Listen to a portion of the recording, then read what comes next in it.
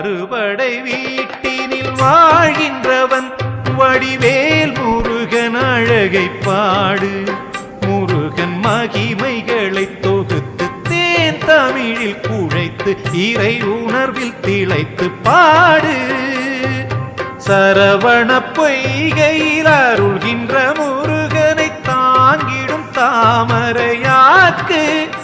என்னை படைத்திட்ட முருகனும் திருவடி பணிந்தேன். பாக்கள் பாட இசை ஞானமெனதாக்கு. திருச்செந்தூரின் திருக்குமரன் இவன் மூத்தவனோ அந்த யானை முகன்.